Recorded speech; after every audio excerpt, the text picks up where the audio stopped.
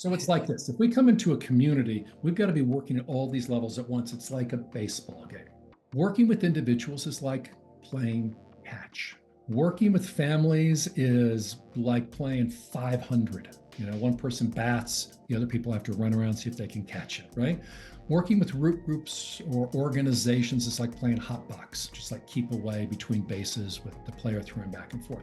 These are all really challenging things that take a whole lot of skills, but none of them is a game of baseball. But even if you're sandlot baseball, much less single A, double A, triple A pros, once you're playing a game of baseball, now you need to be able to throw, you need to be able to bat, you need to be able to catch, you have to be able to play 500, you have to be able to do hot box, you got to be able to do all these things, right? It all comes together. So now that next step is the biggest and the hardest step. Psychotherapy is an essential piece of the solution societally, but it is utterly inaccurate as the primary solution. And here's why.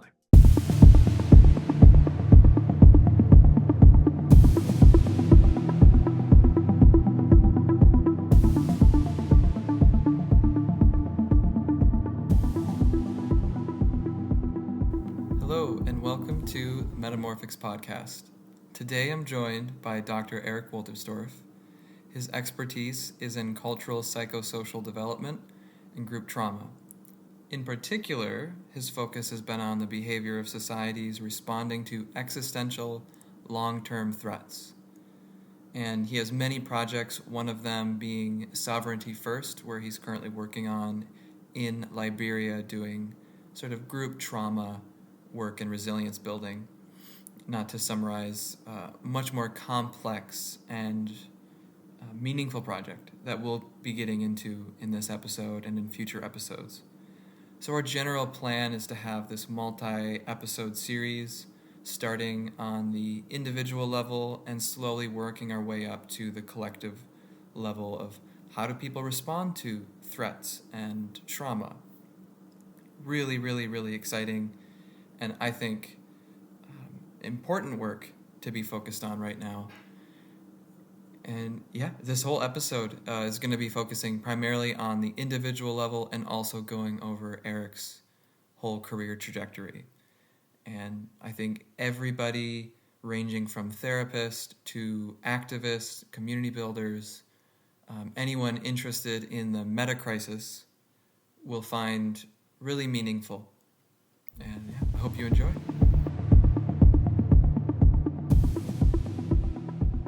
All right. Hello, Iraq. Welcome to the podcast. Thank you for having me very much. So I found your work. It's kind of like a rabbit hole that I got on, but ultimately I saw your trauma integration protocol. I'm a therapist, interested in trauma work. And then I also saw your Sovereignty First website. All of this will be linked in the bio. And it looked like what I saw you doing was taking principles and methods from psychotherapy and trauma work and really democratizing them. And that to me was really interesting. I hadn't seen that been done before. And I know we're going to be talking about what that work looks like shortly, but first I kind of just want to talk a little bit about your story and how you got into this work. Where this started out. Sure. Okay. Thank you. Thank you again for having me on here. This is a lot of fun. Let me start by kind of naming the vision that I've been organizing under, and then I'm going to go back and plug my life into that vision, if that's all right. Mm-hmm. So you and I have been chatting, and we've been calling the vision the democratization of psychotherapy, which is, I think, is a fine description of the vision. What began with a question? The question was, how can societies or cultures consciously develop themselves as individuals do when they decide to pursue psychotherapy or other forms of personal growth work? So that question arose for me my junior year in college in 1981. At that point, it had nothing to do with psychotherapy at all.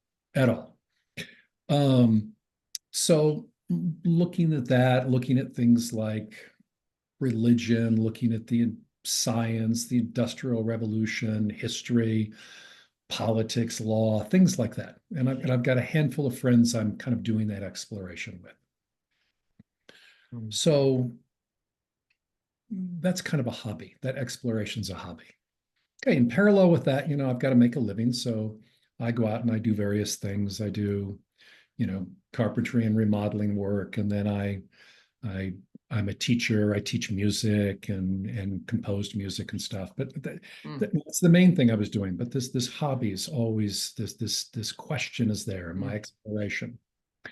Um, so I have a bit of a crisis at the end of the 80s, and I dive into personal growth work. I stopped my over the next couple of years. I quit my job and I start doing body work, hours of yoga and meditation every day. I'm getting psychotherapy. I'm doing trainings. I'm back and forth to Boulder, Colorado. Um, that's sort of my center place where I do most of my training. My life becomes devoted to this personal process, to this personal growth process. Mm-hmm. Mm-hmm. And it gets to the point that by 1995, by the spring of 1995, there's no place I would rather be than on the mat. Mm. So I'd be getting up, depending on which year there, sometime, usually 5:45 each morning, and I'd be doing my, 3, 4, 5 hours of yoga and meditation to start the day. And then when school was out and my daughter was young, then I'd, pick her up from school and then, take care of her, play with her and a couple of her friends until it's time to drop her off at her mom's. And then I would go back and I'd be doing, more personal work and then get up at the crack of dawn the next day. Mm. So in 1995, this is kind of my rhythm. And at that time, I had been studying, I've been receiving trauma psychotherapy from Peter Levine for, I don't know, 3 years at that point, I think, 2, 3 years. And he'd been giving me supervision, and I've been studying with him. I was doing a 2-year Hakomi training. And I had studied to be a Rolfer, and then I'd done prerequisites to each of these things. And then I'm doing all sorts of other related things. I think you do that when you're in Boulder and you're doing the full on, experience. Whether it's things like cranial sacral or whether it's, Uh-huh. you know, kinds of movement, contact improv, and Yeah, yeah. 5 rhythms dance, and all that kind of stuff, right? Like that's the world I'm living in, right? Yeah, yeah. Um, it's a good thing that I had a daughter who was 4, 5, 6, that really kept me grounded in the world. Yeah, so in the middle of that, in 1995, I'm the hobbies never left me, right? How can societies or cultures consciously develop? Like people do. How could a society? Societies do that.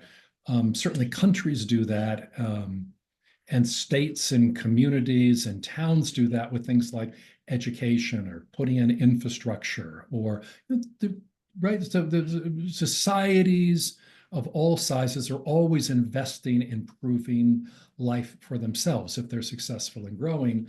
Um, but how to do that in a kind of a psychosocial capacity way? What does that mean in terms of the unconscious, or the various kind of capacities that we gain in psychotherapy, as well as some other forms of personal growth work. So how do we increase our self-reflective capacities, mindfulness? How do we learn how to calm ourselves down so we're less reactive? And how do we increase our impulse control? How do we manage relationships with other people in order to be able to say yes more easily and be intimate more easily, or say no more easily and set up boundaries more easily? How can we better perceive our environment? How are we in time? How are we with accessing our past in a way that's accurate and safe and we can make sense of it? How good are we interpreting our current social environment and the rules for interpersonal engagement? How good are we at imagining and planning and acting toward creating a preferred future? Mm. So all these things kind of come together. And so we're kind of saying, how can I increase my agency? How can I have more hope? How can I make better decisions? How can I have better quality of relationships? How can I do all these things? Great. So those questions are, how can societies look at themselves and say, how could we grow those capacities in ourselves? Yeah. If any Yeah. listeners, I'm sorry, did I cut you off? No, no, yeah. I was just really agreeing. If any of your listeners have been following Ken Wilber's work and then the integral work, Yeah, definitely. then we're really looking at, my emphasis has been the internal states of groups. And so to do that, I've had to do a lot with the internal states of individuals, which is more where psychotherapy is, and a lot with how groups, societies function externally. But my target the whole time is, how can societies or cultures consciously develop essentially their unconsciouses? Mm. Yeah. So it's all you're looking at the Wilber model, it's all lower left work. That's Hmm. where my efforts have been devoted for 30 years. Okay. So in 1995, I kind of stumbled just by where I happened to be and my background and just kind of luck. I just happened to stumble on a framework that could help to answer that question. Um, and the idea behind the framework had to do with, can we consider a society um, as susceptible to psychoanalysis the same way we do that with individuals? So Mm. that's kind of the question that leads you into all of it. And a number of some things become, it seems to unlock some problems in the field. Like one of the unanswered questions. When I say unanswered, I mean there's not a consensus in the field around it. Lots of Hmm. people have very strong opinions, and maybe some of those opinions are right, but there's no consensus around it. Is, what is the mechanism behind traumatic reenactment, behind the compulsion to repeat, behind the fixation compulsion? It's had many different names over the last 100 years. Some of it is just pure habit, procedural memory, sure. Some of it is, if you're a race car driver, and then you're going to be in more car wrecks than people who aren't race car drivers. Mm-hmm. So that's purely environmental circumstances, right? Mm-hmm. But when we pull all those dynamics away, there seems to still be this phenomenon of a return to the crime, to the scene of the crime. So why would that be? Right. And so Freud talked about, this compulsion to mastery, this compulsion to work through things that were not worked through. Other people have had other ideas. So I'm looking at that idea. I'm looking at Peter Levine's modeling of the autonomic nervous system. And I'm looking at this idea that I encountered through a psychoanalyst, a lay psychoanalyst and historian, Manuel Velikovsky, around treating societies as kind of they would have a systemic response to traumatic responses. Mm. I was like, oh, I've got a path in. I can take these pieces, put them together into a model. That model will be falsifiable, meaning it can make predictions, and those predictions can be tested. And I have no idea how much value this is going to be in the world, but I felt kind of a moral compulsion to get the idea into the world, right?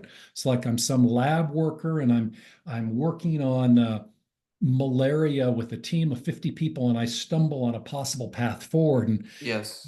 yelling at people, we've got to look at this. And people are like, whatevs, dude.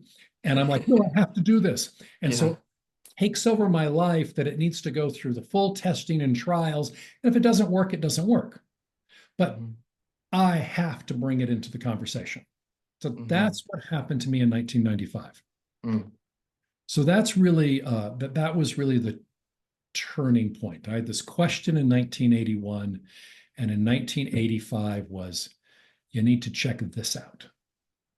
And my life since then, when I tell you the story, will actually look like an arrow. It's a straight path doing that thing. Hmm. Okay. Do you want me to dive into that, or you want to chat, or where are we? How are we doing? Yeah, I'm just captivated. I certainly have questions that I think I'll save, but I think the momentum is just following that straight line, that arrow. Sounds good. So my interest in 1995 is to say, great, I can take these insights and models and I can put them together into one model that can be tested that might be a really powerful tool for societies. So I'm very excited about that. I want to get to societies, but how am I going to get it from here to there? Um, so my thought was I could have taken a purely academic path and studied the heck out of it and written on it and published on it and see if I could get funding to test pieces of it. And all those things need to be done. And I'm looking at what are my personal strengths and weaknesses. And I thought, I can do that. But the other thing that needs to happen is it needs to be out there and tested in the world. And so that requires sort of the perseverance and risk tolerance of an entrepreneur. And I thought, Hmm. I can do that. You Mhm. know, I don't mind walking and hearing no 150 times in a row and just keep right on going. Um, so I should really go that direction because I think that's going to be harder to recreate.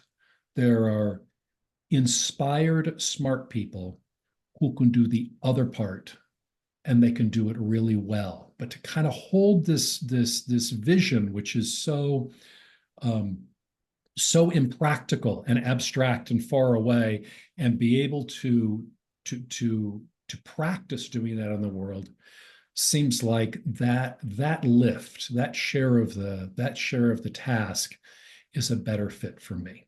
Hmm. So right or wrong, that's what I chose at that point. I did go on and get my PhD, and my dissertation is a speculative model of how groups respond to threats. So it's taking that modeling and embedding that modeling in the literature, um, and it's a theoretical dissertation, and it's linking memory systems and individual post-traumatic behavior with family dynamics around sustained stress and trauma into literature around communities like Kai Erickson's work, um, and then into cultural of the small literature on cultural trauma. Hmm. So that's what my dissertation does. That's all fine. So the question for me was, how am I going to get a contract and a series of contracts to the amount of time, the amount of money, the amount of labor that's going to take to test these things in a society?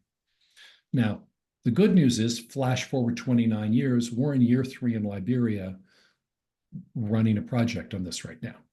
And I'd love to talk about that some other point. Everything comes backward from there. So, what are we doing in Hmm. Liberia? Everything we talk about is leading to that right now. And if it goes well in Liberia, then maybe it'll spread to other countries. Love Mhm. for it to spread to the United States. Hmm. But right now, Liberia is the tip of the spear. Hmm. Um, but let's go backwards. I needed to test pieces of this, and I needed as many reps as possible. So I began working as an individual therapist. My Hmm. specialty was trauma. It was applying Peter Levine's work. And instead of instead of working with an individual as if they were an individual with post-traumatic symptoms, I saw an individual as a group of one, which turned out to be really nice the more I learned about how the brain functions. Because, we don't have one brain, we have Hmm. dozens, thousands Yeah. of like sub-processing units that are back and Yeah. feedbacks with emergent phenomena that are interacting with each other. Right? There's this stunning Yeah. mind-boggling. I don't know if that's a dumb pun or something, but the adaptive complexity of that's kind of jaw-dropping. Yeah. Um, so working with individuals and seeing and as if they're a group of one. So fine. So I go out and I start working. I take the Peter Levine work, basic training in psychotherapy through Hakomi. Can't say enough about the value in that Hakomi training. I was in that basis for my training. And applying the Peter Levine work and then we're going to talk later, and later you're going to want to talk about more technically around this. I think you want. We'll get into some of the details on that later. But I began to get really good results, and then I started to get referrals of people who weren't getting results with their post-traumatic symptoms, and they were working with therapists who I knew were much better than me. I was just a beginner, and there are people of my teacher's generation who are just much better therapists, much more mature human beings, wiser human beings, greater skill range of skills that they can work with. And I'm getting significantly better results. And so I'm beginning to report this. And kind of the feedback was, oh, you're just a really gifted therapist. And I'm like, no, I'm a good therapist, but I'm not as good as you guys, but I'm getting better results. It's because I've got a tool. You guys are using pliers. I've got a pair of vice grips, and there are places I can go with a pair of vice grips that you guys can't go with a regular pair of pliers. And the response was, whatever. And so I went out and started to train people. And the people I trained started to get great results compared with their peers. And so I was like, yeah, it's the method. It's not me. So then so I felt pretty confident at that level. And again, what was underlying this trauma integration protocol, this TIP protocol, was taking Peter Levine's work, integrating it into the general field of body-based psychotherapy, seeing individuals as groups. So that's where this comes from. There are some other things we'll get to later, but that was kind of how I discovered some things on the way, but that was the framework there. So I said, great, that's individuals. I got hundreds and hundreds of reps in there, trained hundreds of therapists, and then they're working with clients and so on. So then, okay, let's look at families. Oh, well, it's a whole different ballgame. Working with families is completely different from working with individuals, right? So if any of you have heard family therapists who work with systems in families will often be frustrated with people who work individually because they say, no, you can be captured by a family and all your work can be co-opted. You can work with a family member for 15 years. They can pay you all this money. You feel really good and nothing changes because the system has co-opted you and it's just eating you. And it's a cheap price for the family to pay for you as a therapist to actually reinforce the dynamics in the family. So how to work with families and family dynamics, how to work systemically became the next challenge. So that took studying, Bowen work and family systems coming out of that psychoanalytic tradition. Began to do group work with the process work of Arnie Mindell, Max Schutbach, working with transference. So I began working heavily with transference, countertransference, homeostasis in family systems, and so on. Great. So I'm doing that for a while, for a few years, and I start getting really good results with that, enough so that I was like, okay, ready to go on to the next level. So now I'm going to start to work with work groups. So it could be for-profit businesses, could be startups, could be nonprofits, could be a government agency. How do we apply this to work groups? So that took the better part of another 5 to 10 years, depending on how you want to count it. So starting in that in the early aughts, and then how do we apply the work? Because that's a very different kind of work as a family, right? Families are bound together by 1,000 ties, and it's very expensive to leave a family. You're going to cut off from your family. That's very expensive. For a family to expel a member is extremely expensive in terms of relationships, pain, implications. You're tearing your hand off and throwing it away when you get rid of a family member.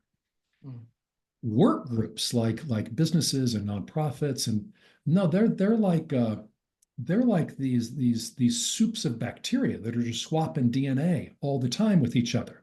They're built to, you've got some difficulties and they challenge you, they send you to HR, nothing works, they fire you and they replace you. So they're designed to be little sets of processes, and you follow these processes, and you have these inputs and you have these results, and people like the results, so they pay you for the process. They're then paying you as one of the inputs, and you run this process over and over, and you get paid for doing the process. In my experience, somewhere between almost none and none of these groups are actually interested in anything having to do with internal process in psychotherapy, trauma, psychological. I mean, some talk about it. But when push comes to shove, these work groups need to make whoever is paying them happy. If it's a business, it's the customer. If it's a nonprofit, it's whoever's funding you. If you're in a bureaucracy, it's the task you're mandated to do from higher in the organization. So the concern there is about results, and it's not about internal processes at all. So how do people feel? That's nice. You got to make a strong case that if people feel better, then they're going to work better together.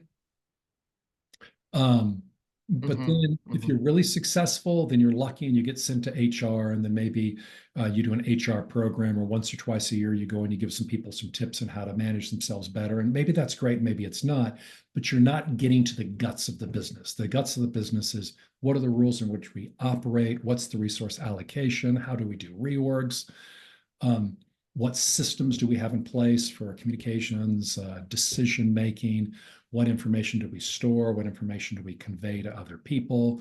What are the feedbacks in the organization? If this all sounds like business talk, of course it is business talk, but it's all within a psychosocial context. It's in a cultural context. It's in there's the whole history of the organization and what you do and don't talk about in the organization. There's a whole underworld that's happening there. And so sometimes what businesses will do is they'll hire these really good, sometimes really bad organizational gurus who know how to intuitively read that stuff and are good with it. And it's great, but those people are like shamans. They're like, it's magic what they do. So something's happening. So the challenge was then, how can we build protocols there? The same way individuals in psychotherapy and families in psychotherapy, how can we build protocols? So we found some protocols. And after a number of years, 5, 7 years, we're like, okay, I got what we need here. So, and each time when this ends, I either wind down or spin off the operation so other people can run with it, because think Liberia, I'm heading to societies. I'm like an arrow. So even if one of these things takes off, when it takes off, when the individual work takes off, instead of developing a reputation as an individual therapist or as a trainer of others, I go, check, proof of concept. I've got enough to go the next step. Then I go to families. So it's just sort of the miserable grind part until it starts to hit. I'm like, hey, who wants this? And then we hop onto the next one, because I'm trying to get to Liberia. Society, Liberia, yeah. Everything's heading there. So then the next step is, great, now we're going to work with societies. Well, that's a whole different thing. So I don't know if you've played any baseball at all, or if you know baseball at all. Go Twins. My father's from Minnesota, so one of the most tortured fan bases on the and but the Twins came through, twice for us. So I lost myself with the Minnesota Twins. Where with the Minneapolis? You were think baseball. Think baseball. So it's like this. If we come into a community, we've got to be working at all these levels at once. It's like a baseball game. Working with individuals is like playing catch. Working with families is like playing 500. One person bats, the other people have to run around and see if they can catch it, right? Working with root groups or organizations is like playing hot box, just like keep away between bases with the player throwing back and forth. These are all really challenging things that take a whole lot of skills, but none of them is a game of baseball. But even if you're sandlot baseball, much less single A, double A, triple A pros, once you're playing a game of baseball, now you need to be able to throw. You need to be able to bat. You need to be able to catch. You have to be able to play 500. You have to be able to do hot box. You got to be able to do all these things, right? It all comes together. So now that next step is the biggest and the hardest step. So now it's like 2008. So now I have to understand a lot that I never understood about money, finance rather. So I learned a lot about business in the years before that and how money works in an organization. But now we're looking at communities. We have to understand financing. How do you get money flows? What do capital and debt flows and obligations look like in communities? How are decisions about resource allocation made formally through the government, through law, through constant informal and formal negotiations? How do those mechanisms work? So I just kind of go to school for, I didn't actually go to school, but there was a former city councilman who I hired to coach me on state politics. And then I developed a friendship with somebody who ran a hedge fund of somebody else who's a venture capitalist. We worked together for a few years. Fortunate to have a dear friend who is on the investment side of the money, on the capital side. And so I'm going into the world from that point of view. So I'm just getting an education over these years, 5 years. So after about 5 years of that, again, I'm thinking what societies? I'm thinking Liberia.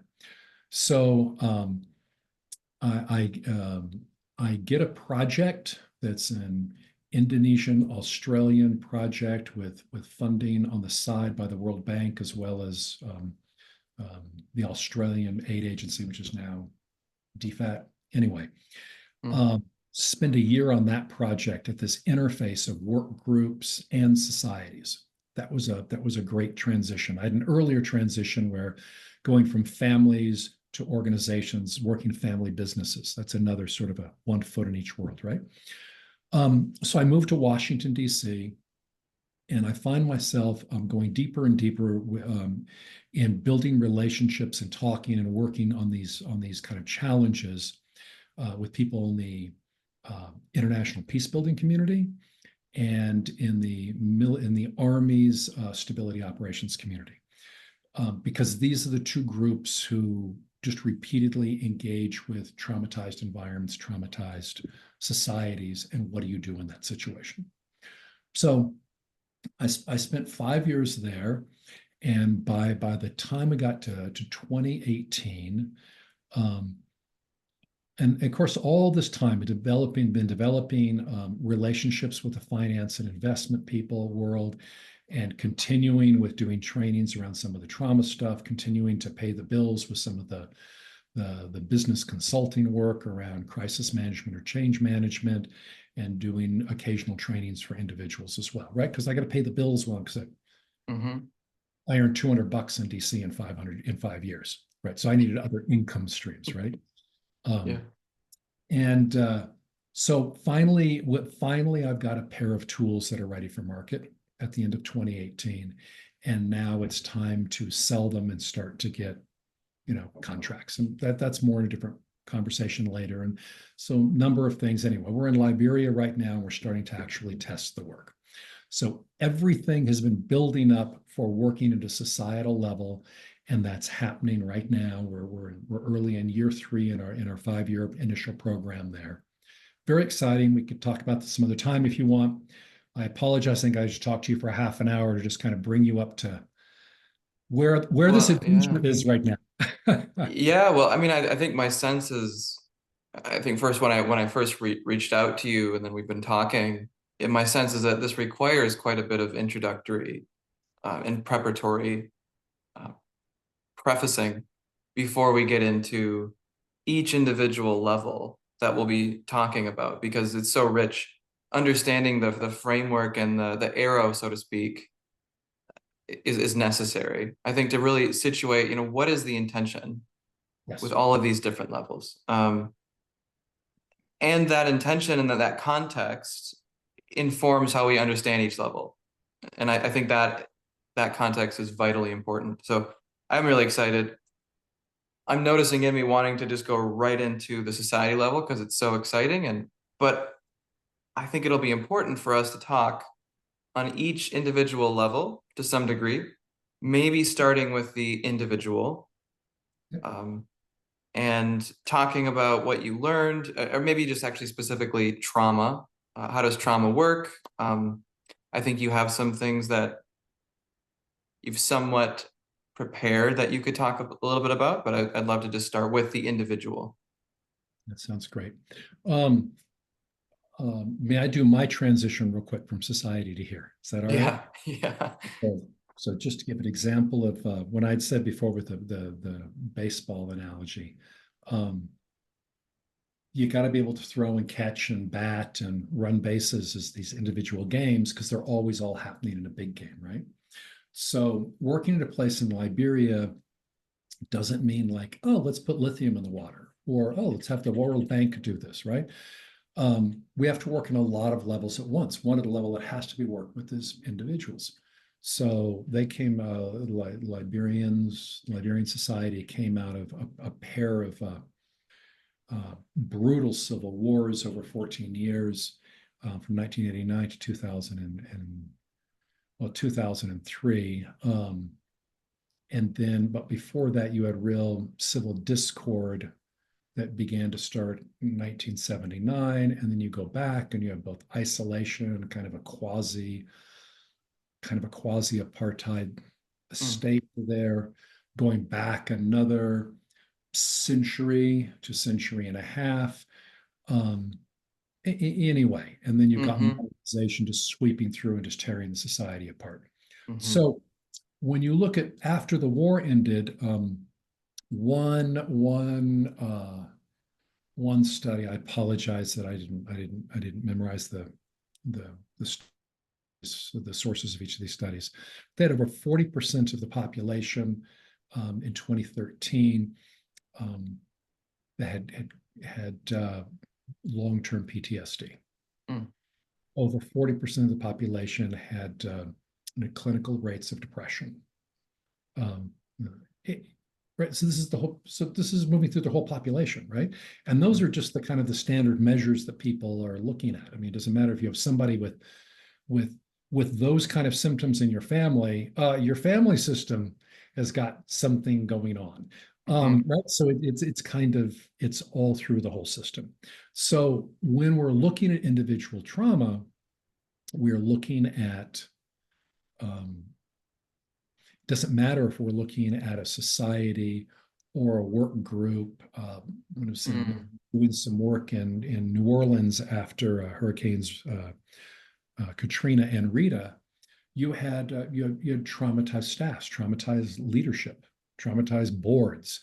So you can't ignore that. Like that factor is always happening. That level, that layer is always happening in addition to the levels above it, right? So when we're looking at the individual right here, and I just want to say we're going to be kind of pointing to how do we democratize psychotherapy? So how do you spread what we're about to talk about? But that comes after this. So right now we're focused kind of technically on individual trauma. So I'm speaking to you as a psychotherapist, but I want to see if I can talk about these things in a way that any interested, thoughtful listener can follow the flow of this. Lovely. Is that right? Yeah, lovely. So that's kind of my frame around it. Okay, so you're right. I prepared a couple of thoughts because I wanted your listeners to be able to walk away with some key thoughts about this, some ideas around which, if it's useful, they can organize their thinking. So I want to chat a little bit about terms, then about etiology, and then about types of trauma. Okay, so let's start with terms. First of all, there is kind of a general lay sense of how to use the what trauma means. And in that sense, it means something very bad. That was a traumatic experience. It was very bad. Okay. So it's like bad or terrible or awful with an exclamation point. That's what it means. That's fine. So we've got to work with that meaning because that's what most people use. Okay. That's not the technical meaning, though, right? The technical meaning that we're learning in the literature is in certain situations, in certain circumstances, certain people will respond to those environments or circumstances with a sudden shift in their autonomic nervous system, a fragmentation of their consciousness in the moment and in their memory afterward, a disconnection from the normal flow of time and how that's tracked in the mind, and interrupted defensive responses. So that and I'm giving you the Peter Levine framing on that rather than if we look at like a DSM framing, that's more of a kind of a bringing together a lot of different points of view and perceptions on it, which is all terrific. But by looking at the very narrow Peter Levine lens, we can get more precision without losing any of those other valuable things, I think. Okay. So we've got trauma means very bad, and then we have the technical sense that individual therapists focusing on trauma have this thing that happens in the mind around an autonomic nervous system shift, fragmentation of consciousness in the moment, memory in the past, disconnection from the flow of time, and interrupted defensive responses. That's the kind of stuff we're looking at. Yeah? Okay. Now, next term. The next term is threat. What is a threat versus a trauma? Okay. So a trauma is you have a traumatic response.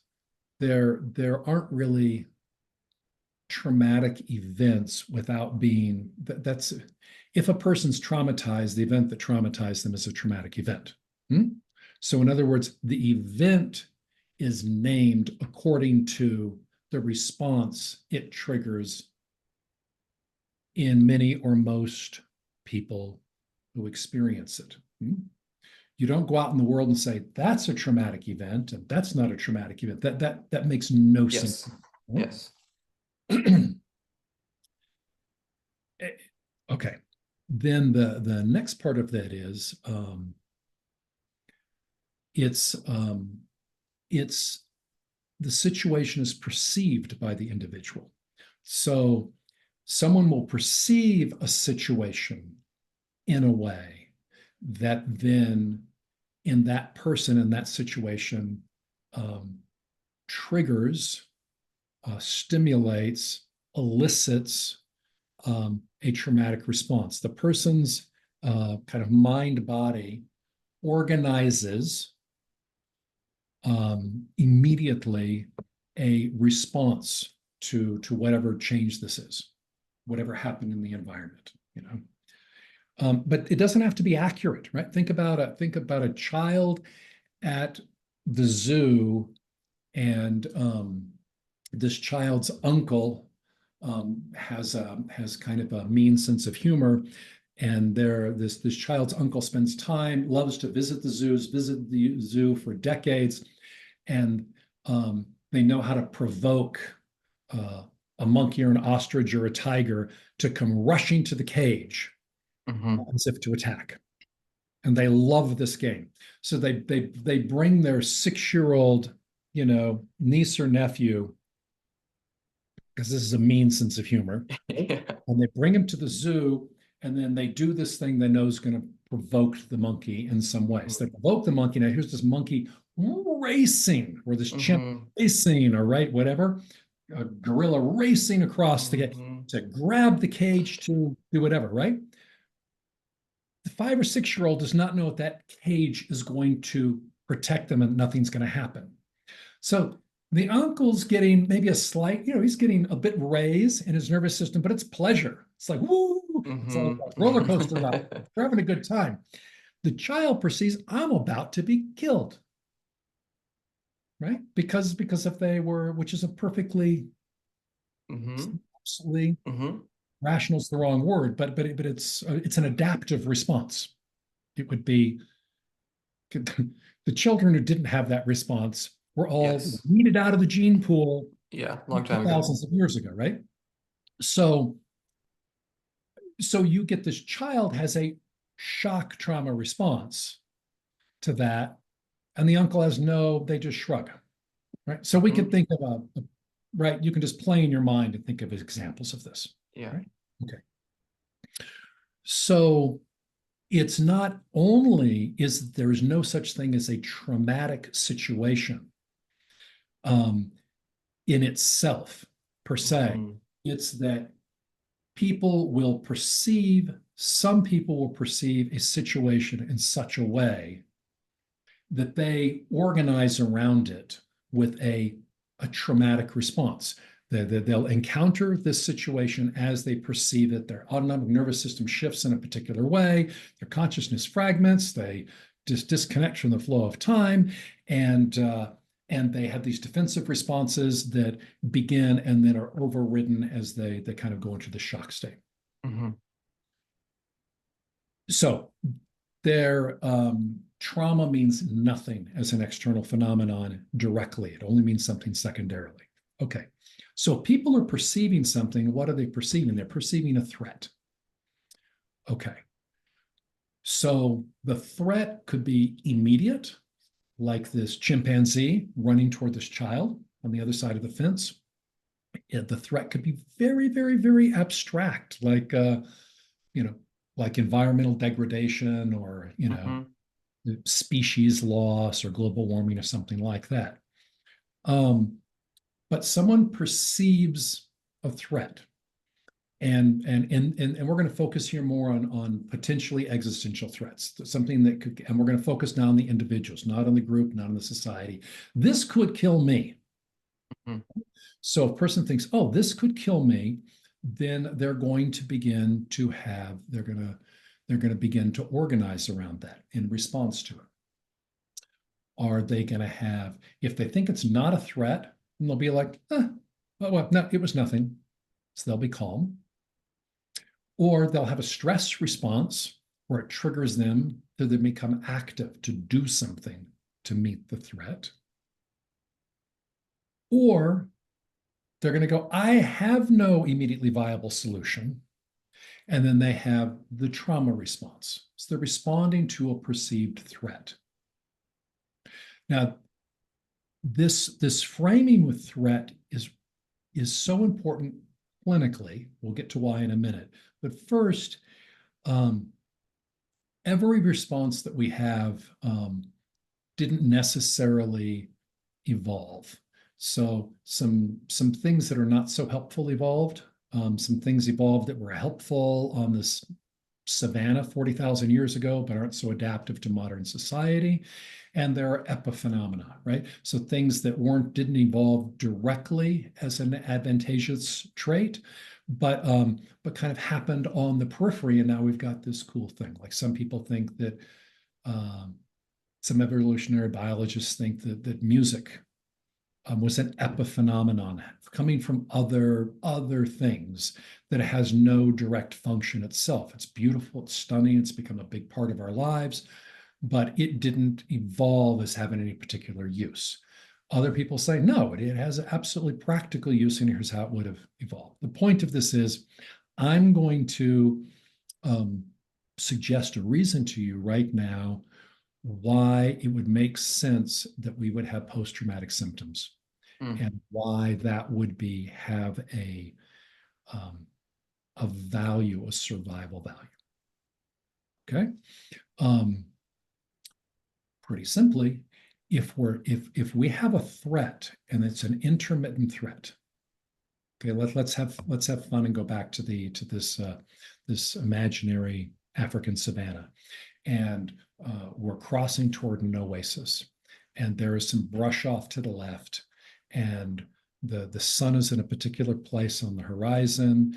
There's a smell from the trees and the air that have to do with that season and that local the local flora and fauna, and and there's movements around that are typical of the birds and the mice and whatever. And we're passing by this grove of bushes and trees. And at that moment, right then, there's a strange kind of a unusual sound. And then there's a rapid sound of like branches cracking and things. So right as that's happening, then this whatever, a lion leaps out of it. Okay. It could be any kind of a threat, doesn't matter. Mm-hmm. Yeah. It could be a hyena, 50 hyenas, who cares? Something leaps out, some threat. It could be a pissed off rhinos just coming out on the other side of its young, whatever. So some gigantic critter comes running out. And as far as the threat is concerned, at that moment, whether that charging critter kills everybody in the tribe except for me or you, or whether it misses everybody, or whether it kills one or two people, in the moment of the threat, it could kill everybody. Or it could kill the 4 people that we're going to starve without those 4 people, right? So the moment of the threat is what could happen right now? If we're walking down the street and a piano, like in the old jokes, the piano falls out and smashes and misses us by a foot, in a sense, it doesn't really matter whether it fell on our best friend and killed them or whether it didn't hurt anybody. The point is, when you're walking down the street now, you got to keep, there could be a piano could fall at any moment. Because what could happen, right? So the point of that is, how are we going to be able to make sure that we're ready the next time we come around? Okay. So it seems as if we've got different forms of memory, and I'm going to get to memory later. But we have a form of memory that different literatures have studied. One literature called event memory, another episodic, another emotional, classical conditioning. I don't know. In the field, episodic is the main one right now. I don't know what term or how that's going to end up, but it's some combination of those things. What all of those things give is there is a very important, and liver dye counts as very important, event happens, something happens in a flash, and that memory system is like a camera. It takes a picture at that moment. What position is my body in? What do I smell? What do I see? What do I hear? What's the skin temperature? It takes the gestalt of the moment, right? And that has tremendous survival value. Because 1 year later or 7 years later, this band is now walking along toward an oasis, and a person who was at the first event, all of a sudden, as they can smell it, the sun, the air, the temperature, bushes off to the side, and like, whoa, stop. I got a bad thinking. I got a bad feeling. And what do we learn? You pay attention to the older person in that situation. Okay, we should move away from that bush right now. So everybody does it. So it doesn't even have to have a conscious memory, though it could have a conscious memory. It's just like there's a ping that comes up that says, watch out. That's the survival value. So there is a reason for us to hold these various, there's a reason for that first memory to be disconnected from the flow of time. We want it always available to be triggered. We don't want it filed. We want we want that moment to be separated from what we were thinking, what we were feeling, what else was going on.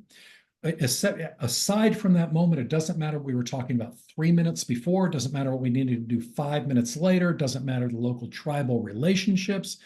It doesn't matter if my, leg hurts because I've got a cramp in it. It's what happens in that flash of time. That's the fragment that separates from everything else. And the interrupted defensive responses are at that moment when the rhino came running out, immediately in that moment was run, not enough time to run. Call for help. No, everybody's already here. Duck down. No, it's too late. Grab a, right? So there would have been 1, 2, 5, 12 impulses that would have leapt up immediately, but the rhino had already passed by the time any of those could have been activated, right? So now there's like a half dozen different impulses that were implemented. So they're held. And because of the ANS, because the autonomic nervous system shift, you've also got anxiety lined up behind them. And if it was you get the full dual activation, you also get this disconnection. So it might be like time feels like it's slowing down, or it may feel unreal, or maybe just things got really kind of quiet and distant all at the same. That's all part of the this fragmentation of the moment. Okay. So a threat. So when we're talking about, it's problematic that when we talk about trauma, we're really talking about an individual response to threat dynamic that is so intense that it triggers a traumatic response. So it's a longer definition for trauma, but it makes a huge difference in how we work clinically. So we've got, what does trauma mean in the casual sense? Very bad. Then we've got what happens technically. What happens in the body physiologically? The ANS shift, the fragmentation of the moment and memory, disconnection from the flow of time, interrupted defensive responses, right? Then there is threat is the next term. This response, this post-traumatic response has survival value. It is future oriented. It is oriented to a recurrence of the threat. Okay, so this phenomenon organizes around a threat. It's not bad stuff happened. It messed up my head. How I'm going to heal this stuff. And that's the general orientation of the field. It's like, no. This stuff, these symptoms happened in response to a threat. And that leads us to our fourth term, which is when we're working to try to integrate a traumatic memory in a therapy session, which can be done a lot of different ways. There needs to be the presence of a viable solution. If there's not a solution and you push hard to have the client stay with the memory, you will increase the fragmentation. You will increase the disconnection. You will shut down access to some or all of the defensive responses. You will further ingrain the ANS shift, the autonomic nervous system shift. Because the threat's there. The threat's there, right? So, if you're talking about, in our field, we've got social workers, and social workers are working with external circumstances. Child's in an abusive home. Do we make the home safer, or do we remove the child from the home? Psychotherapists generally don't touch that situation, right? They're like, go see a social worker, right? It's kind of not what psychotherapists do. They're like, get the child safe. However, whether you make the home safe or whether you get the child out of the home. Now the child's got a whole bunch of symptoms. Now the psychotherapist who integrates trauma comes in and applies their skills. That makes sense. So it's possible to be a psychotherapist and never think about solutions, because a lot of times the solutions are already done for us. But it's a real problem clinically to assume that there are solutions. Because if go on. Yeah, I was just going to check in with, I think this is what you were just going to add on, but the bringing into this sort of almost timeless threat that has not yet been in some way resolved or completed, and then nervous system, however you want to frame that, you bring that memory in, the threat's active, and there's no solution. What you're saying is you deepen the autonomic response to the threat, to the threat that hasn't been solved. And so does that look like more hypoarousal? How does that look? Would look like different things. If there's a lot of anxiety and depression that a person's having, and you drive a threat deeper into the system, you re-traumatize them.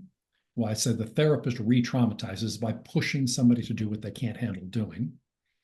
Then you might drive them deeper and they may find their anxiety's gone because they're deeper into dissociation. They could go even deeper into dissociation and they might have a feeling of a little bit of euphoria and they don't notice the depression.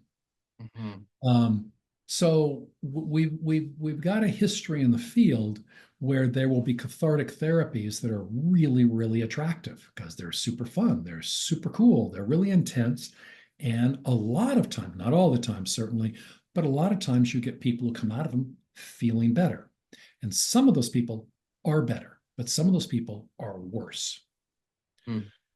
So if we're gonna press a person to stay with an experience, that's really helpful if there's a solution in place.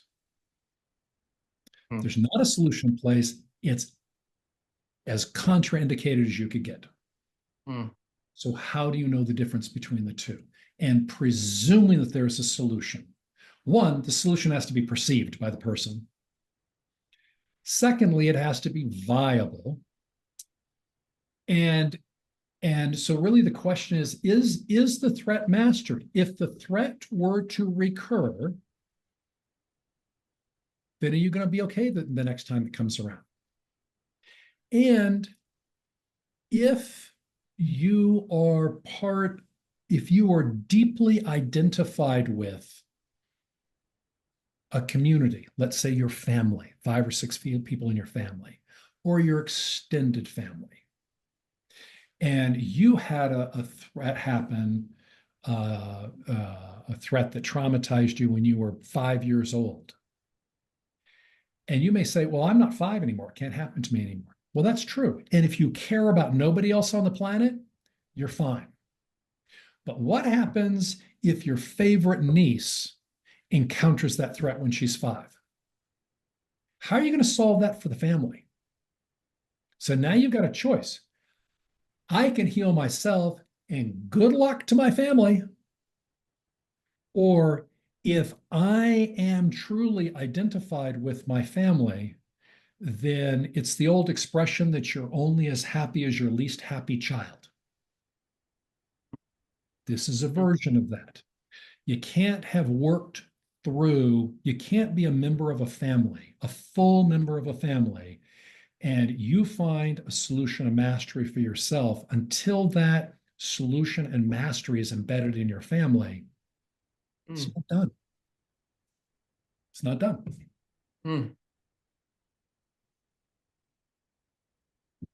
I like that a lot. And I think that part specifically is not emphasized much in therapeutic literature. Maybe it's getting a little bit better, but oddly enough, maybe actually more so in the manualized therapies, the viability factor is emphasized in the sense of, how can you prevent this from happening in the future?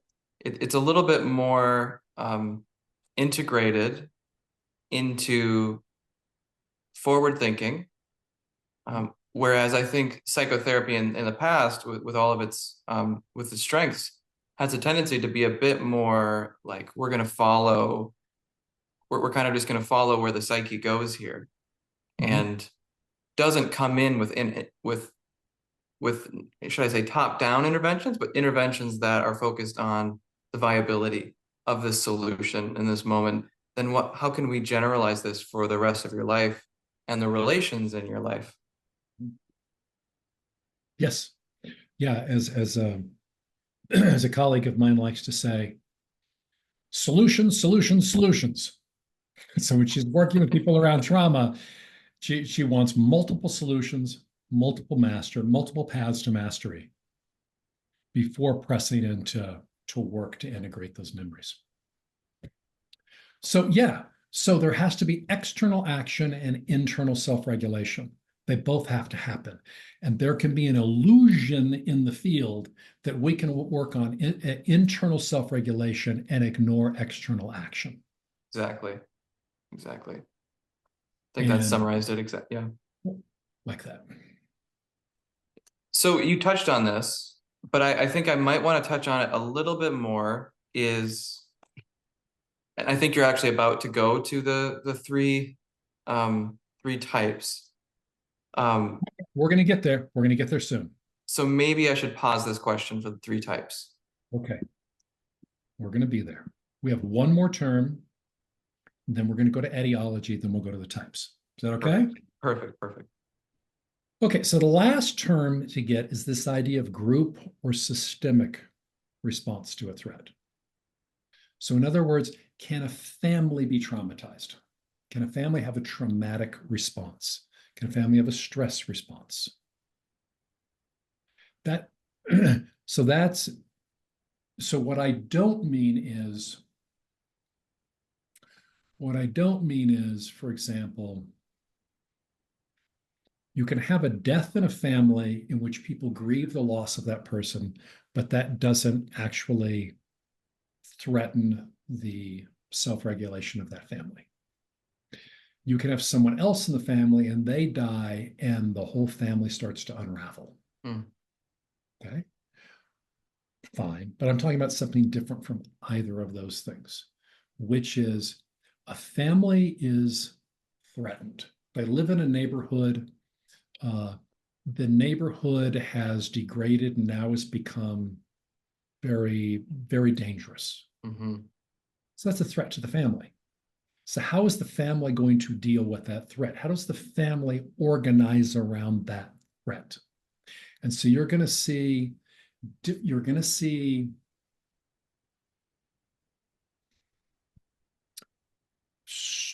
strong stylized, a set of stylized different behaviors arise among the family members.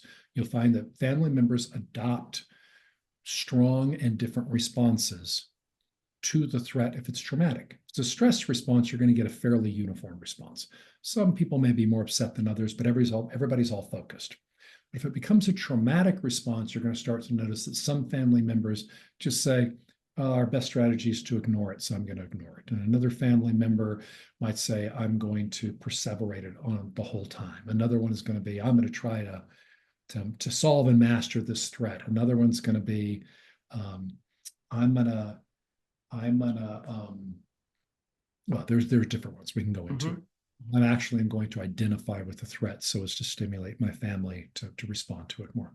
So the point is not to go into that right now. We'll come into that later when we talk about families, but I'm in terms.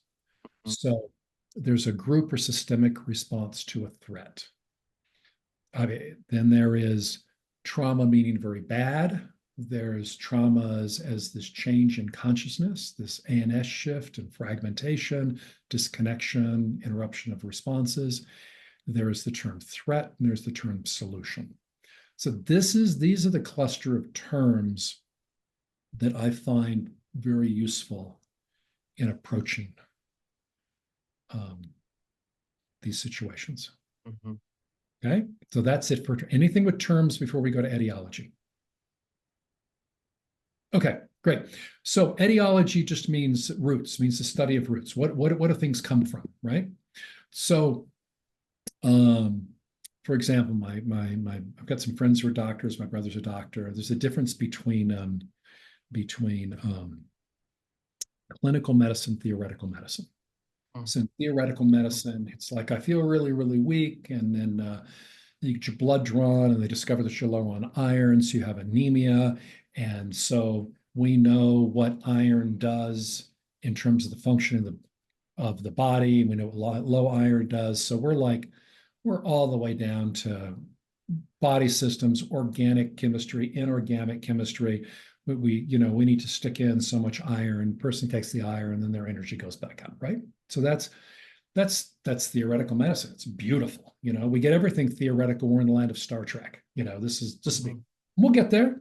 We're going to be long dead, but I think medicine's going to get there. In theory, yeah. But clinical medicine is because it works. Mm-hmm. We're not sure why it works, because it works.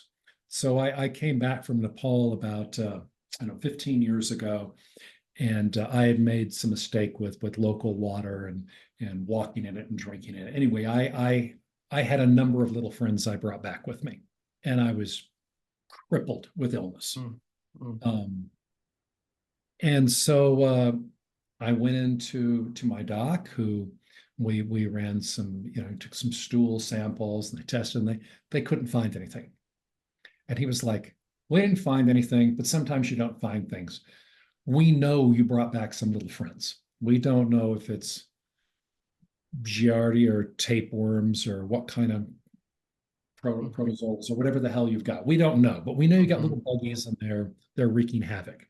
So what we're going to do is we're just going to give you I can't remember even what you call it now, but a little bug bomb. You're going to take this thing and it's going to wipe out all of your, all of your bacterial flora. It's going to be brutal, and it's going to mess with your digestion for months before you recover it. But we got to kill the buggies." So he gave it to me, and flagyls, but he gave me flagyl.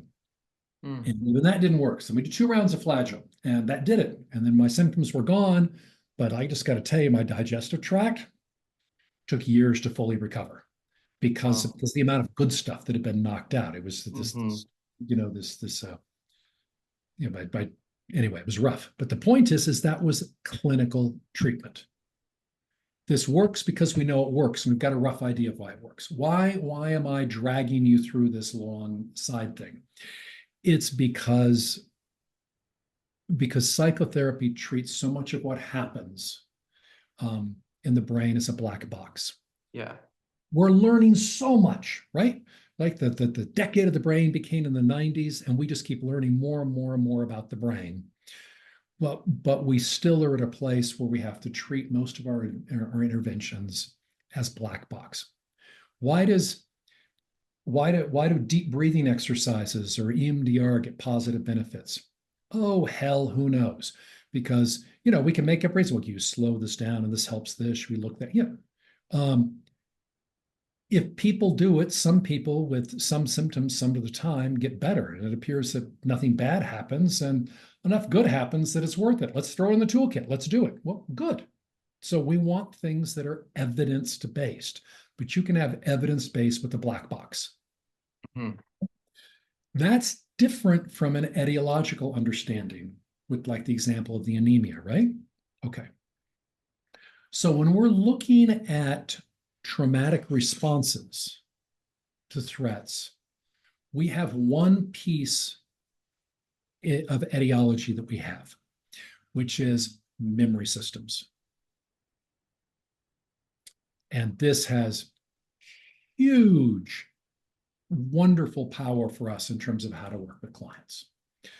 So we've got ways we take in memory, right? Implicitly, explicitly, we take in memories. We have ways we store memories that I'm going to come back to, and then we have ways that we express memories, declarative, non-declarative. But the way that we store memory, we seem to store memory in semantic. So we have, rules and concepts and, things like that. We have event, episodic, emotional, classical conditioning. We have memories of things, of very significant events, the Challenger explosion going, maybe the first time that SpaceX landed relanded rocket, 9/11, our first kiss,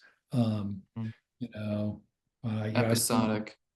Yeah, they're like, whoa, like our mind blows my mind.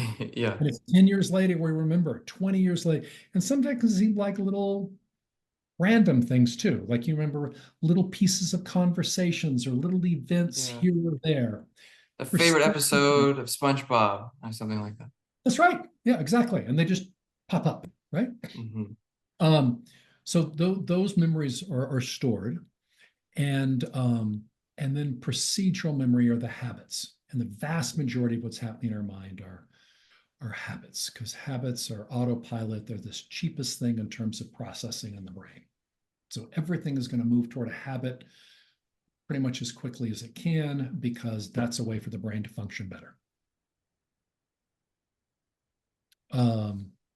Semantic memory is very unreliable. It's like playing, the game of telephone. Group of people whisper something, and for your people who don't know, you got people in a circle, and one person leans the person to their right, and they say, Fred saw 3 elephants at the park. And then they've got to whisper to the next person, Fred saw 3 elephants at the park. And by the time it comes around 7 people or 15 people, it's like, whatever, George went bungee jumping. I mean, everybody just laughs and laughs. And so semantic memory does that in our mind. So we don't remember what happened. We remember the last time that we remembered that thought. So you're playing telephone with yourself across time. And so semantic memory just degrades all the time. Event, episodic, emotional, classical conditioning, you tend to have the core is held with tremendous consistency and power across decades. But then everything around it gets really fuzzy. And if we're asked to talk about it, we tend to confabulate. We tend to make up all the stuff around it. So if you ask somebody about, 9/11, there's probably there's an image that they would see and a feeling and some thoughts. And that's going to be clear. You'll interview people in 50 years, and they're going to have that. But then you can ask them about the events around it, and it is so random, the stuff that they're going to say effectively for us as an audience.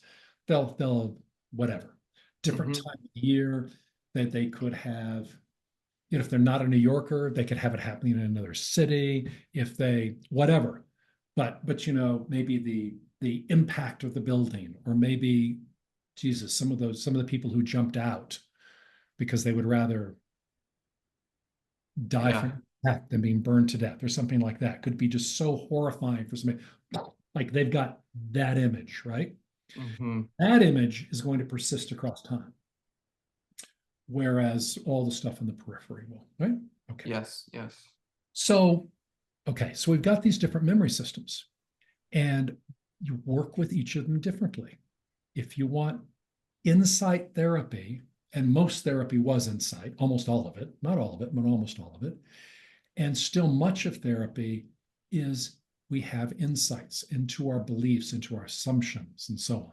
And that's extremely important. That's semantic. Doesn't have to be top down or bottom up. It's you can access it through the body, you can access it through memory, through free association. You can access semantic memory in all sorts of ways. Event, episodic, emotional, classical conditioning, you're looking at very strong responses to particular events.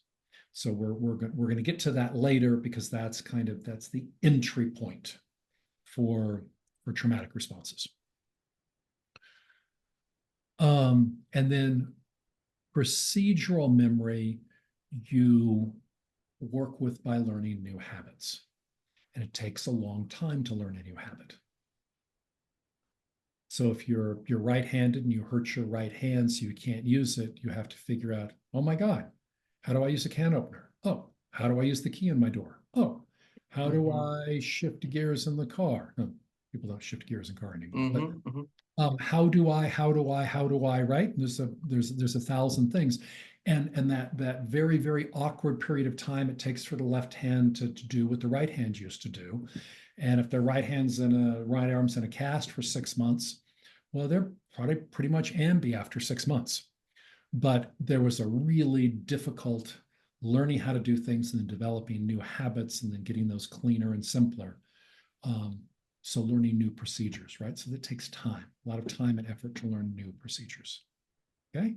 But once you learn them, you're very slow to lose them. So unlike semantic memory that has this rapid degradation, procedural memory, a long time to build up, long time to lose them. Okay. So when we're working with our clients in terms of change, it's it might be essential to have insights, might be essential to integrate the traumatic response and that traumatic memory, and it might be essential to learn new habits. But if you do one of those three and not the other two, and all three needed to be done, you're going to have really mediocre results. That makes sense? Mm-hmm. Okay. So now 3 types of trauma. Yes. And are you moving to my earlier question? No, we're gonna no the 3. Well, yes, the one that you said you had a question about 3 types of. Yes, specifically 3 types of trauma, and also in regards to, it's specifically asking about the viable solution and how that will look different among the 3 types of traumas. So I assume you could actually just weave that in. Easy. Yeah, you Yeah. bet it. Okay. So 3 types of memory. The first 2, a lot of people know about. The third is just kind of emerging, though in the literature, though I think that we've all had that experience if we've worked with enough clients. The first 2 types of trauma are what Leonore Terr called type 1 and type 2. Type 1 is what Peter Levine focused on so heavily. It's called shock. It was called shock trauma a lot of the time. You have an incident. You've got your life and an incident happens, and then you have your life. It could be a car wreck. It could be an assault. It could be a poisoning. It could be an electrocution. It could be a near drowning. It could be a full anesthesia surgery. It could be, you see what I'm saying? Yeah. And you got your life before and you got your life after. Single event. Single time event. Before, time after. And those tend to, regardless of their severity, you're working with event episodic memory. This is the vast majority of your work. Maybe 90% of your work is going to be working with integrating that in memory.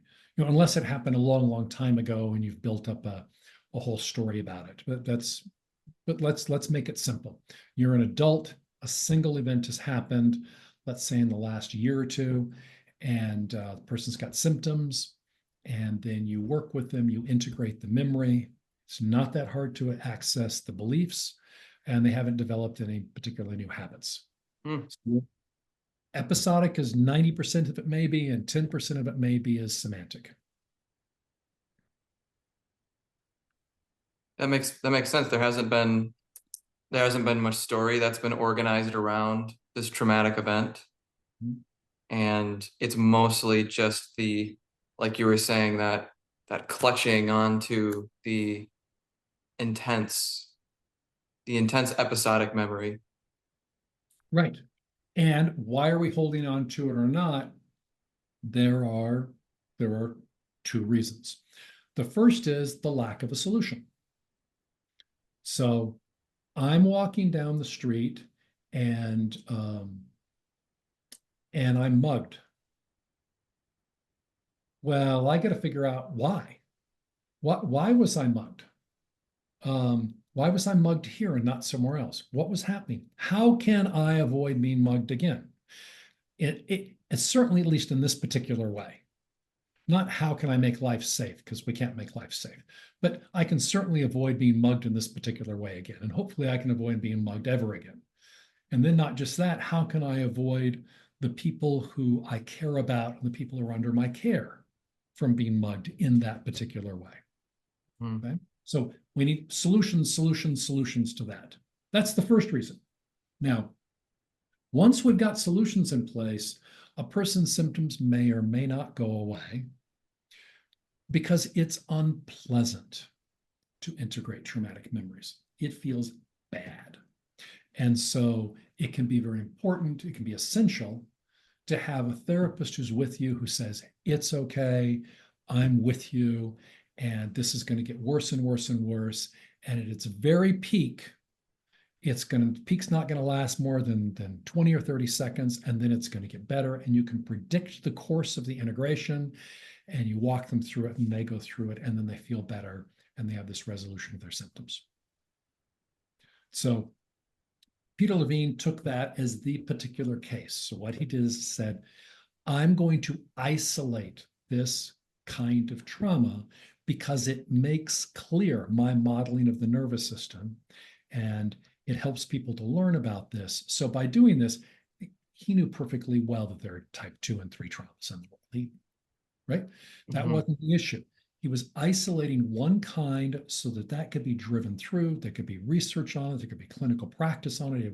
It isolated things. It was a special case, right? It was a use case that it really, I think, moved the field forward tremendously. And then it would hit territory where it just kind of didn't work anymore because it's just kind of not that simple. So you could take a basic training in trauma with Peter Levine, and if you had nothing else, and you tried to go after type 2 or type 3 trauma with that protocol for type 1 trauma, it is not going to work. Yeah.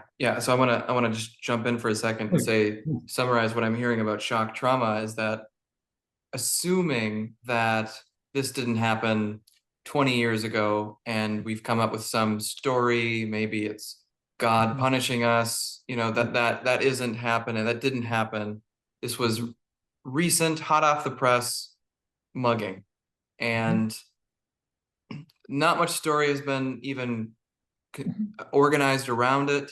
We haven't habituated to a world that is ultimately bad and dangerous, where we always have to be looking over our shoulder, even when we're alone at home or when we're with our family. So we haven't habituated to that kind of world. And the reason episodic memory maybe gets stuck is that there is no solution. There was no solution in that mugging situation, and so there's still no solution in the system. You develop the solution afterward. Right. I mean, it wasn't at the time. At the time. Afterwards. So you're preparing for the recurrence. You're preparing for the recurrence. Right? You had a traumatic response because you didn't have a solution at the time. Right. But since then, you've learned how to make sure it's not going to recur or so that you can manage it if it recurs. Now you have found a solution and you've mastered the threat. But if you haven't found a solution and mastered the threat, you're going to keep being symptomatic. That's when you get the post-traumatic stress symptoms. And it just won't go away. They just won't go away. They persist.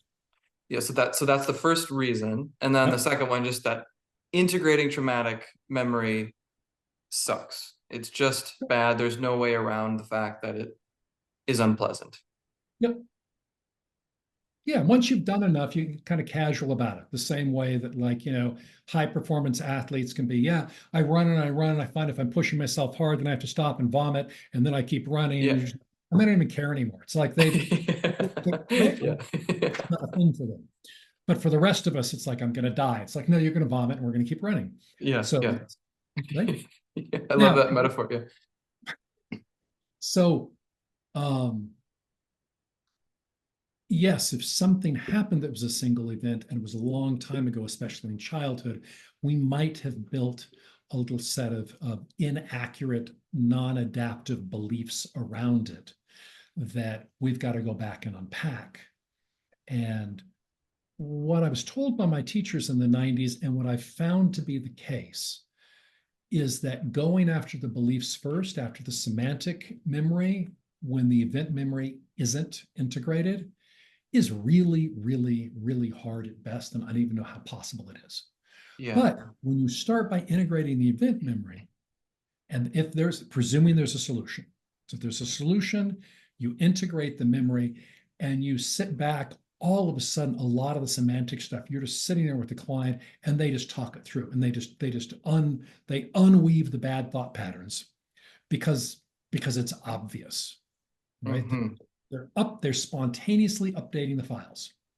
Yes. Yeah. That's been my experience too. And also what I've heard and kind of been taught, but more so just from my own direct experience as a human being and working with other people, is that if you're trying to target the semantic memory, then the belief system, when the episodic hasn't really been updated, so to speak, it's like you're just kind of you're trimming the leaves of the overgrowth of the weed, so to speak. You're just trimming it, and they keep growing back in similar structures, semantic structures, Mhm. it seems. Yeah. That's type 1. So, and type 1 had a lot of people were talking about type 1, certainly when I was training in the 90s and maybe going into the aughts. And that's what people talked about a lot. And then there were these hard cases. And a lot of people tried these type 1 tools and then would run into various kinds of difficulties with the type 2 trauma. So the type 2 trauma is the one that people are talking about all the time now. So this is Leonore type 2. This is complex trauma. This is Judith Herman's captivity trauma. So the idea here is that someone has been in a life-threatening environment for months or years, long enough that they begin to think, I'm going to be here forever. Now, they might have had a great life before that happened. And then this thing went on for months or years. And then that could have been years ago. So they could have, had perfectly fine first 10 years of their life. Then they were in this terrible, life-threatening environment for 2 years. And then they've been basically in a safe, fine environment for 20 years. They're 32 now. But they have been plagued by this black cloud of symptoms since they were 10, right? So that's type 2 trauma. Mm-hmm. So in type 2 trauma, the clients can remember life before. Person can remember life before the trauma, before the event that traumatized them. But they habituated to the life-threatening environment. And so what were some things that happened? Well, one is their event episodic emotional memory just got pinged over again and again and again and again. So it's hard to pull out one event. Okay. So I had a client who I worked with who was whipped regularly as a child, but was only struck by the hand twice. So this man, could remember the 2 times he was struck in the face, could tell you the setting, what happened, what. Now, of course, stuff's going to be confabulated around the sides, but could remember these 2 events with a lot of clarity, in which I think that the central part of it, like with 9/11, the central part of it, I'm going to go with. I feel pretty confident about that. But who knows about all the confabulation around the outside, the surrounding stories. But the point is 2 very vivid responses. But when I asked him to bring up times when he had been whipped with a belt, that happened so many dozens of times, scores of times, couldn't pull one up. He could remember the belt. He remembered the kind of ritual and general behaviors around it, but he couldn't isolate anything because it just kind of kept happening over and over. So now you've got not only this single threat, but the threat has now happened enough times that they all begin to blur. So the episodic memory is kind of a mushy blur. It's not one clean memory. It's a cluster of overlapping, smushed together ones. I shouldn't use the word cluster. It's sort of a smushed pile. Smushed pile, yeah. Using technical terms here. In other words, I don't think it's possible really to call out pieces of it. It's not like ones that are associated. They're just kind of a glommy accretion of them. Yeah. So you've got one big blob of it. Then there were a whole set of beliefs that developed during that time. Mm-hmm. And then the whole thing got habituated. What got habituated? The beliefs got habituated, yeah, but there were also behaviors like having very rigid boundaries or having very open boundaries, being quick to react, becoming very silent, avoiding certain situations, being aggressive in other situations. There were all ways to cope with that environment. And they became habits, also habits of perception around the world, right? Then this is where we start to get to, well, this situation is vaguely, reminds me of that situation I was in for 2 years. So now I begin to organize against that entire what I perceive, right? What I project to be that system was going to be like mine. Yeah. We also habituate the beliefs. We also habituate being easily triggered into the ANS states, into activation or association. That gets habituated too. The whole thing gets habituated. Mm-hmm. So yeah, the beliefs about if I speak up, I get hit. And so there's a sort of, even if it's not a conscious thing, it's been taken up, it's been proceduralized or habituated into procedural memory. So in the present, if I speak up, whatever that pings it, and then now I'm tense again, and I might not know why, but I'm tense. That's right. It's now pre-conscious, Mm-hmm. non-conscious. Mm-hmm. So we have to go and we have to relearn those. We can't get an aha, and then the behavior changes. It's aha, and then we go back and we do the same exact thing we did before.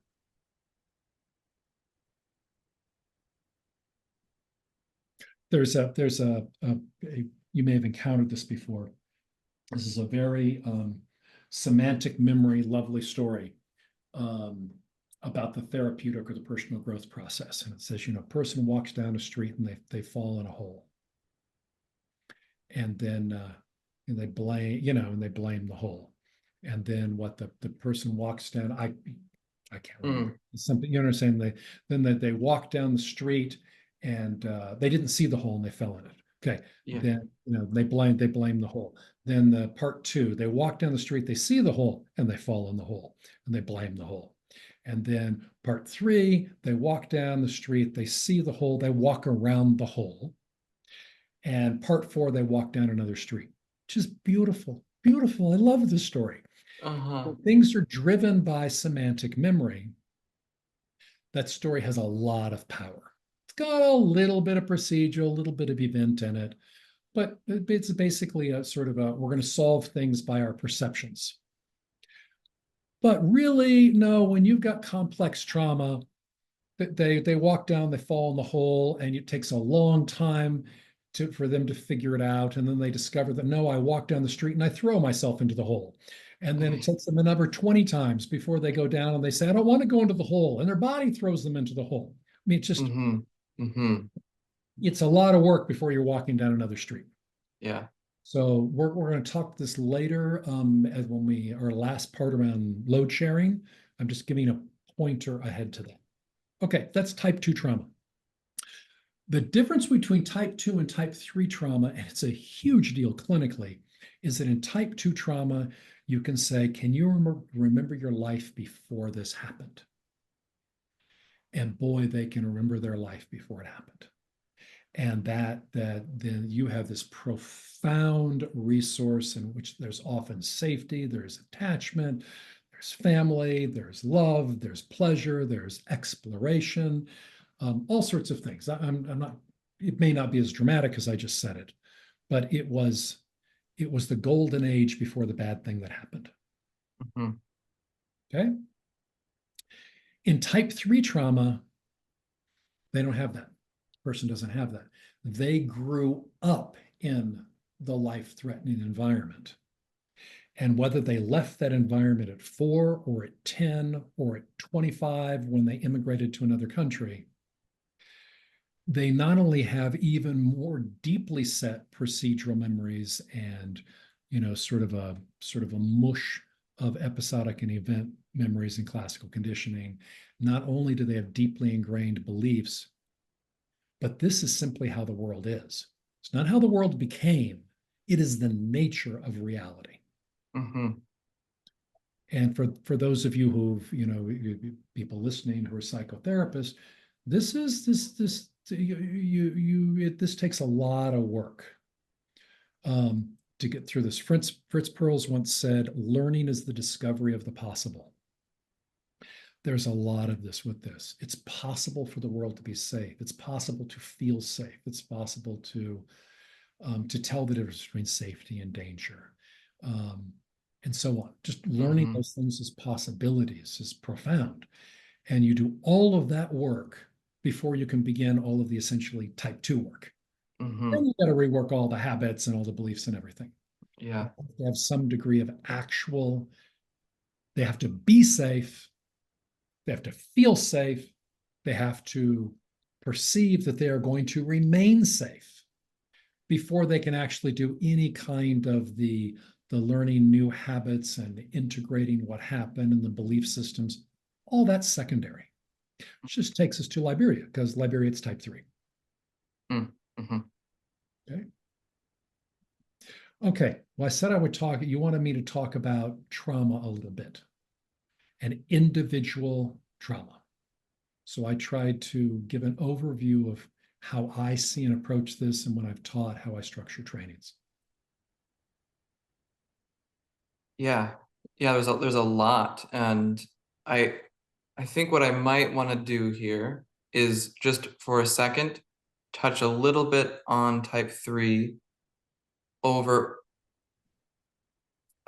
this might, I mean, I'm realizing this might actually be a whole hour if we really wanted to get into it, but I wonder if we could touch a little bit on like even just 5 minutes max on what does a solution look like for type 3? How do we, when there has never been a solution, right? How do we help offer that, build that into the person's system?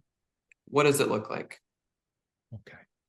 I'm going to disappear off screen for 5 seconds. I need to plug in my computer. Okay.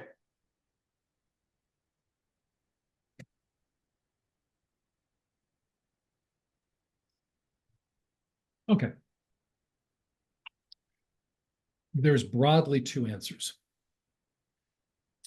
The first answer is you leave the dangerous situation to a safe situation. The child is pulled out of the dangerous home and placed with the safe home. The family leaves the dangerous neighborhood and moves to a safe neighborhood. The person or the family immigrates from their country, and they go from a dangerous country to a safe country. Mm-hmm. Okay, so that is, if someone can do it, that is the easiest, fastest way by far. Mm-hmm.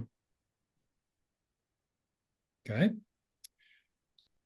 But everybody can't do that. Most people can't do that. And some people don't want to do that. They don't want to leave their family or leave their friends or leave their country.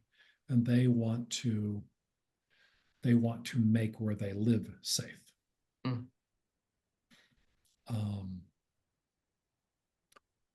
Somebody could grow up in a very violent home, and instead of, let's say there's a violent father with addiction. One choice could be get the kids out, get the mother out. Let's escape this perpetrator. And a lot of times that could be a good solution. But there could be other times where the choice might be, the father was good until he lost a job and then went into depression and then went out drinking and then was attacked in that bar. And that just sort of brought up everything that was bad before in his life. And now he's in a complete funk. And now he'll hit anybody who's near him, including his wife and his kids. So the response of that family system could say, no, we're going to make this family safe again. We're going to do what it takes to help dad get through this. Right? And if, if they're successful and it wasn't too long or too painful, I don't know if that means 10 years or 2 weeks, then maybe they're going to be very glad they did that. And maybe that would have been a terrible mistake. And the best thing would have been to have just abandoned dad and gotten the hell out of town and let dad, rot in isolation. There are calls for both. And I think I think that there are preferences and implications for both those. I don't see any one size fits all for that at all. Like life is too complex. I see. But let's go to a different situation, like in Liberia. Yeah, some people can leave. And most families in Liberia have spread their families around, where you have families who are in rural villages, sure, very little electricity, subsistence agriculture, who live in towns where they're struggling to make do, where they've got a couple of family members in the capital city, which is a different kind of struggle than a family member or two is in different countries in West Africa, Ghana, Nigeria. And then they've got a couple family members who are in Europe or the United States. And they've got this kind of a family strategy that just says, we're going to try everything, right? Yeah. But most of the family is still in Liberia. So what are they going to do? So their challenge is to transform that environment socially. What does that mean in their neighborhood? What does that mean in their town? What does that mean in their county? What does that mean in the country? And so you're really looking at the work of years, of a generation, of generations. That's really helpful. So it's leave the danger, leave the threat, or do your effort, your work to make it more safe where you are right now. Right. Which kind of weaves into the rest of our talk, and the kind of work, the arrowhead of your trajectory, of what does that look like moving forward. And so maybe we can move into that. And right now, I am a therapist, or maybe whoever's listening to this is somebody who maybe has some kind of college education, or maybe they've been doing some inner work, and they've worked through quite a bit of their own trauma, their own the scales on their eyes that of habituated, inaccurate beliefs and patterns about themselves and the world are falling, and they're wanting to democratize some of this developmental, inner work, consciousness into the world. What can I do right now to maybe make where I'm living a little bit more safe and better? Sure. So I want to talk about one thing that could be done immediately called load sharing. I mean, load sharing is a general term, but before that, I want to say psychotherapy is an essential piece of the solution societally, but it is utterly inaccurate as the primary solution. And here's why. There are three problems, and each of the three is a deal breaker. The first one is psychotherapy is still a very young field with very little quality control, insufficient research, because we're so young. So it's where it is. It's not a bad thing. It's just how it is. So it's kind of the Wild West. You've got therapists who are solid and competent, but not in what you need. There are ones who are solid and competent in what you need. There are ones who are just, how did I find this person? This person is so wise and so skilled. I'm so lucky. And there are plenty of therapists who just kind of aren't very competent at all. And the problem is how can we tell? So we have sort of very crude market mechanisms. We're kind of assuming that the more effective therapists are going to rise to the top. Maybe. I mean, to some degree, eventually, sure. So the quality control of the field's way too low right now. That's one. The second thing is psychotherapy is just too flippin' expensive. I mean, who can afford to, oh, I don't know, let's just say $100 a session, one session a week? Who's got a discretionary $400? Mm, Some people do, but most people don't. I'd say most people, unless personal growth is like in their top three items in their life, they can't afford it unless they're like upper middle class or wealthy. mm, mhm, And as soon as you leave the United States, it becomes much harder yet. US is much wealthier than even like per capita than like most European countries. So it becomes much harder.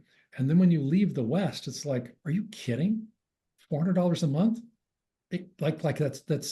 That's nuts. Like that's like me choosing to fly first class all the time because I can just burn an extra $5,000 every time I fly. Because why not? It's just like, no, I don't have a mhm, ton of money that I can throw away $5,000 every time I fly, right?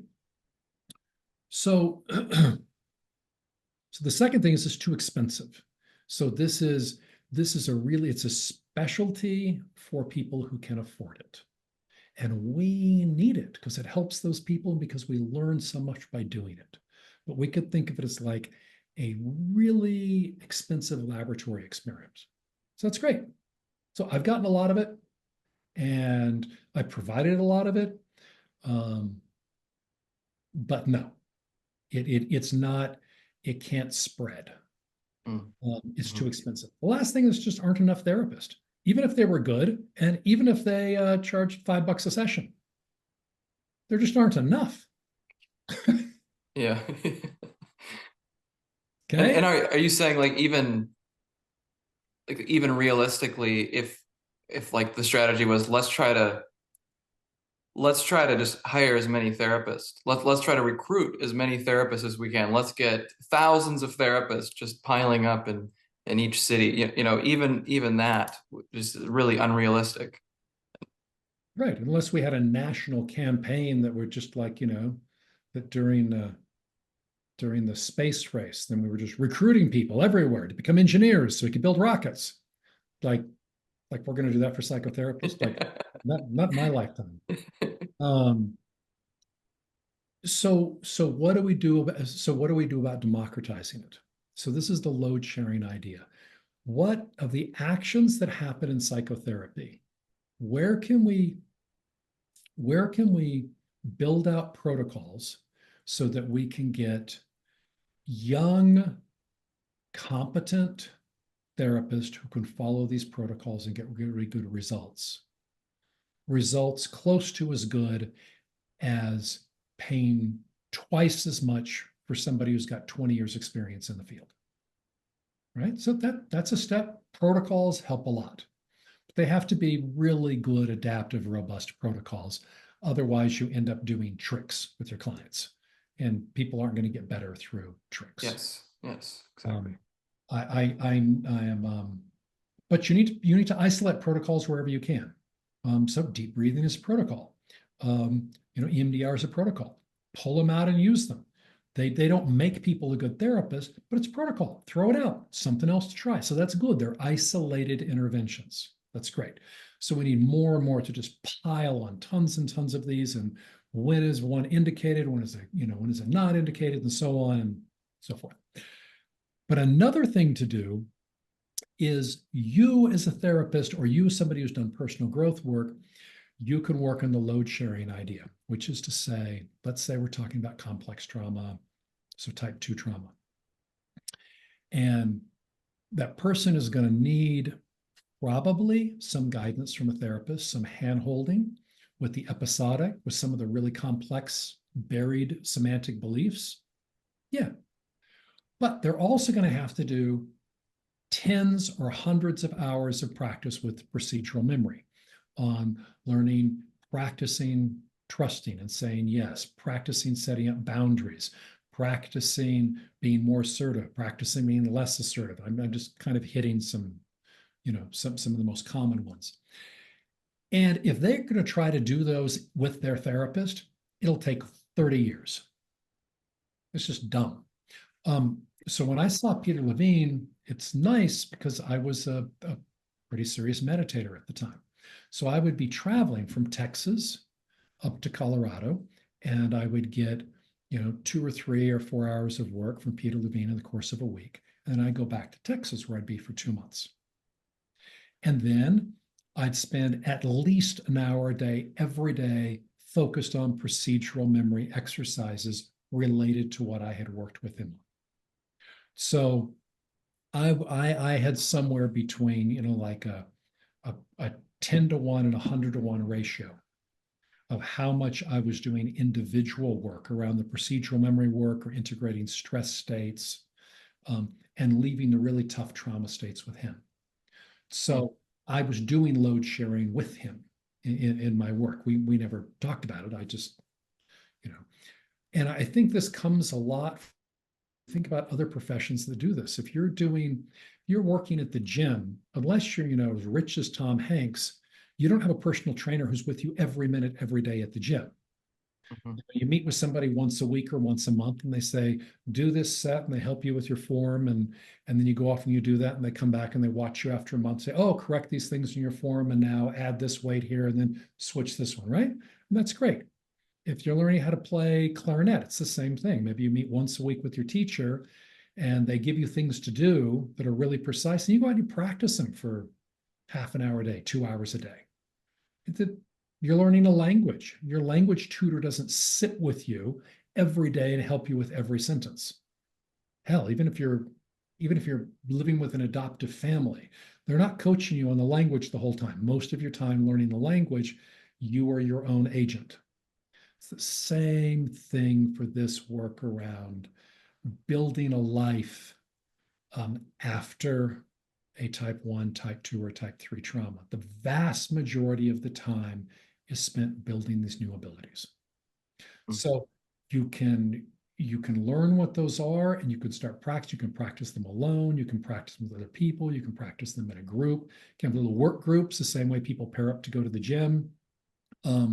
Do everything you can and just see a therapist when you need to, just for the really tough stuff. And so that's a way we could make the work of psychotherapists go 10 times as far easily. Load sharing. That makes sense? So yeah. An example of this, now there should be 100 kinds of load sharing. This is a problem that I've been working on. So one says you've got some of the websites to refer to. So there's a website there in the notes, growthandlove.com. So that's what we've been working on. So we've posted a booklet on how to do load sharing with type 1 trauma, type 2 trauma, and within a month we'll have the type 3 up, and then we're gonna keep going. There's a lot after that, but that's just one example of how to approach the load sharing. That's the general idea. Yeah, I really like that. I definitely will recommend everybody watching this to check out those. I believe it's called the Life Repair series. Yeah. It's like $10. It's just a really good overview of trauma for anybody who's interested. So far there's the shock trauma, and then there's also sustained trauma, and you've got the sort of resourcing exercises, and the exercises actually working with certain memories. And I think that's really, really interesting. I love the work you're doing there. To sort of, it's like giving autonomy. It's like giving autonomy to people to simultaneously, it's empowering a agency, and what was the other word? The democratization of psychotherapy. So it's kind of fitting those two categories. Absolutely. Yes. Well, this was big. I might need to go take a nap. Yeah, really, really fun and just interesting content that I'm hoping we can continue the series to talk about the different levels that we overviewed at the beginning. So I'm almost imagining different chapters, like the chapter 1, just the structure, right? And then we've got each chapter kind of covering a level here. So we've got the individual, and we've got family, we've got group, societies. Mhm. and to see like building blocks, how they all stack up. And each building block itself requires a different approach, but Mhm. they all interact. Yes, that's right. And to be clear, by kind of trying to get to societies, um, there's a there's so much that is incomplete at every one of these steps. So much. So only 20% of sort of of what I'm sort of spinning off with these various teams I've worked with, maybe only 20% of those protocols are going to last over time. But the point is to build this ladder so that people can enter at different steps and then they can improve all those steps. So this is Yeah. no panacea. It's not like the problems have all been solved. Just trying to lay a ladder up against this that people can enter and work from. Yeah, and people with different skills and abilities and histories decide I like this layer of of individual, Mhm. and I'm gifted on the individual level, or that's where my gifts and strengths are Mhm. most helpful. Yeah, Um, yeah, like that. very cool. Well, All right, good. I'm gonna stop the recording. It was great having you here. Thank you so much for having me on.